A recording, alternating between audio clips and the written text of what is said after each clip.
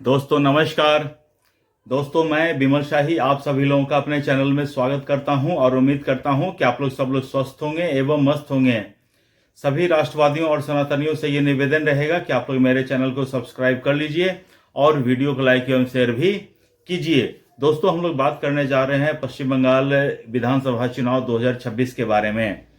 दोस्तों पश्चिम बंगाल में जिस हिसाब से चुनाव प्रचार हो रहा है और जिन जिन मुद्दों को चुनाव में उठाया जा रहा है, उन मुद्दों को जो ममता बनर्जी उठा रही है, जो मोइत्रा उठा रही हैं, उनको देखकर मुझे 2025 में हुए दिल्ली विधानसभा चुनाव की याद आ जाती है। और मैं आपको एग्जाम्पल दूंगा तो आपको समझ में आ जाएगा कि किस तरह से मुझे ऐसा लग रहा है कि बंगाल जो चुनाव है वो दिल्ली चुनाव की तरह ही चल रहे हैं।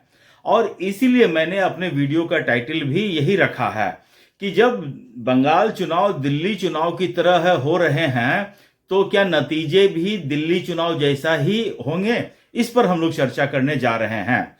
दोस्तों पहले आप ये ममता बनर्जी का स्टेटमेंट देखिए। ममता बनर्जी अपने जो चुनाव प्रचार कर रही हैं, तो जो सभा हो रही है उन सभाओं में क्या कह रही हैं। उन सभाओं में ममता बनर्जी कह रही हैं कि अगर भारतीय जनता पार्टी सत्ता में आ जाती है तो वो बंगाल के लोगों को मछली खाने पर, मांस खाने पर बैन लगा देंगी। दोस्तों ये कुछ ऐसा ही चुनाव प्रचार है जो दिल्ली में अरविंद केजरीवाल किया करता था। अरविंद केजरीवाल भी दिल्ली चुनाव प्रचार में यही कहा करता था कि अगर भारतीय जनता पार्टी आ गए तो जो महिलाओं को जो सब्सिडी दे रहे हैं, जो पानी पर जो सब्सिडी दे रहे हैं, जो इलेक्ट्रिसिटी पर जो सब्सिडी दे रहे हैं, सब भारतीय जनता पार्टी खत्म कर देगी। आज मैं पूछ रहा हूं, दिल्ली विधानसभा चुनाव 1 साल हो चुके हैं, क्या भारतीय जनता पार्टी ने महिलाओं को दी जाने वाली सब्सिडी खत्म की? क्या पानी पर दी जाने वाली सब्सिडी खत्म की? क्या बिजली पर मिलने वाली सब्सिडी खत्म की?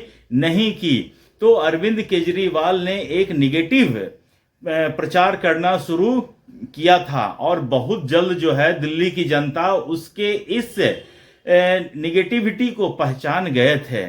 सोचिए, अरविंद केजरीवाल ने यहां तक आरोप लगाया था, उसने आरोप लगाया था कि हरियाणा से जो पानी आ रहा है, यमुना का पानी, उसमें जहर मिलाकर भेजा जा रहा है ताकि वो पानी अरविंद केजरीवाल पिए और मर जाए। ये इस लेवल तक की राजनीति, गंदी राजनीति अरविंद केजरीवाल कर चुका है इस देश में। तब वहां से वो दिल्ली का विधानसभा चुनाव बिल्कुल भारतीय जनता पार्टी की तरफ मुड़ गया था, क्योंकि किसी को भी अरविंद केजरीवाल के इस दावे पर यकीन नहीं था।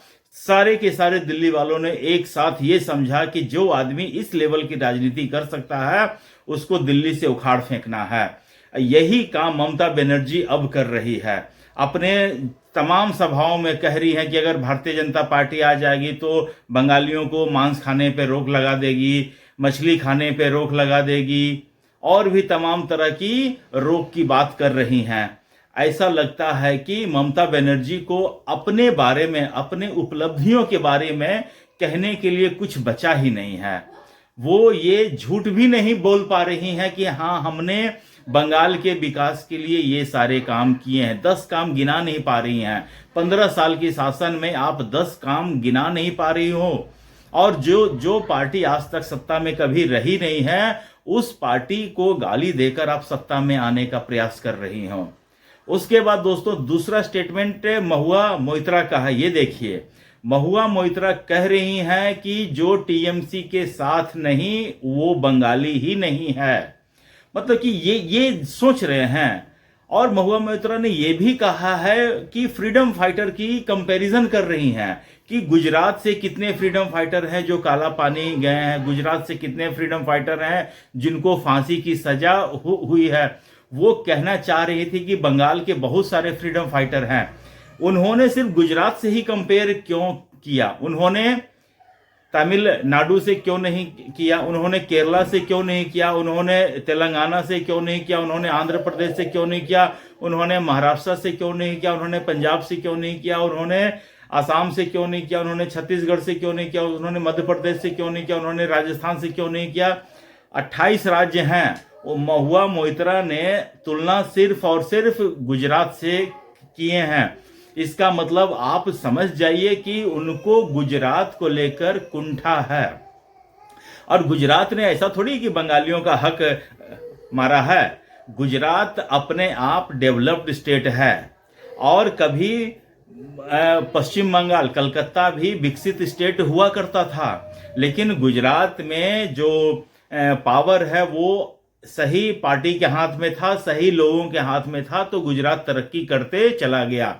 और पश्चिम बंगाल गलत हाथों के पास था, वहां की सत्ता गलत लोगों के पास था, कभी लेफ्ट के पास रहा, कभी ममता बनर्जी के पास रहा, कभी कांग्रेस के पास रहा। तो आज पूरा का पूरा बंगाल जो है धराशायी होकर रह गया। कोई भी आदमी आज के समय में बंगाल जाना नहीं चाहता है। महुआ मोइत्रा किस बात की बंगाली की तुम बात कर रही हो? अगर कल को ये कोई कह दे कि जो भारतीय जनता पार्टी के साथ नहीं है वो हिंदू नहीं है, तो ये कोई स्टेटमेंट थोड़ी ना है। आप समस्त बंगालियों की ठेकेदार थोड़ी ना है महुआ मोइत्रा। आप महुआ मोइत्रा, आप सिर्फ मॉर्निंग में एग्स खाने पर ध्यान दीजिए, वो आपके लिए ज्यादा सही रहेगा।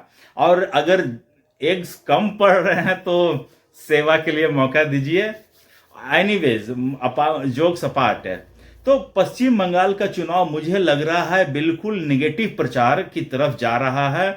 ममता बनर्जी के पास कुछ भी अपनी उपलब्धि के बारे में कुछ भी कहने का नहीं है, और वो सिर्फ और सिर्फ ये सोचती है कि हम एक समुदाय को, पूरे के पूरे बंगाली समुदाय को भारतीय जनता पार्टी के खिलाफ, बंगाली, नॉन बंगाली, बंगाली बाहरी भीतरी, सिर्फ इन्हीं मुद्दों पर हम चुनाव लड़ लें और उस पर चुनाव जीतने का कोशिश कर रही हैं ममता बनर्जी।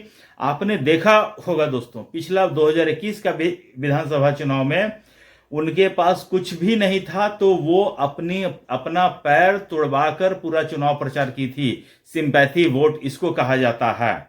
लेकिन इस बार ममता बनर्जी पैर नहीं तुड़वाई है, क्योंकि उन्हें लग गया है कि इस बार हम पैर तुड़वा लें या सर फुड़वा लें, हमको इस बार पश्चिम बंगाल की जनता सत्ता नहीं देने जा रही है। और ममता बनर्जी को केजरीवाल से अगर कुछ सीखना था तो कुछ और अच्छा चीज सीख लेती। केजरीवाल में तो मुझे ऐसा तो कुछ दिखता नहीं है कि उनसे कुछ सीखा जाना चाहिए। तो निगेटिव आदमी से ममता बनर्जी निगेटिव चीजें ही सीख रही हैं। जिस तरह से निगेटिव चुनाव प्रचार करके अरविंद केजरीवाल हारा है, उसी तरह का निगेटिव चुनाव प्रचार ममता बनर्जी कर रही है। और मुझे लग रहा है कि ममता बनर्जी चुनाव हारेगी ही। मैं पहले ही कह चुका हूं, मैंने अपने कई वीडियोस में ये दावा किया है, ये एनालिसिस किया है कि भारतीय जनता पार्टी 170 प्लस रहेगी। और उसके बाद मेरे उन दावों को सही साबित करते हुए, मेरे दावों पर मुहर लगाते हुए भारतीय जनता पार्टी के शुभेंदु अधिकारी ने भी कह दिया कि भारतीय जनता पार्टी 177 प्लस सीटें जीतने जा रही हैं। मुझे लगता है कि ममता बनर्जी स्वयं अपना चुनाव भवानीपुर से हारने जा रही हैं, और पश्चिम बंगाल के जितने भी बड़े नेता हैं, अंतरी हैं, मंत्री हैं, संतरी हैं, सब के सब चुनाव हारेंगे। पश्चिम बंगाल में मैं अभी कुछ दिन पहले गया था, और वहां के आम लोगों से मैंने पूछा था कि आपके मन में क्या है। तो पश्चिम बंगाल के लोगों में डर तो है, ये बात तो है।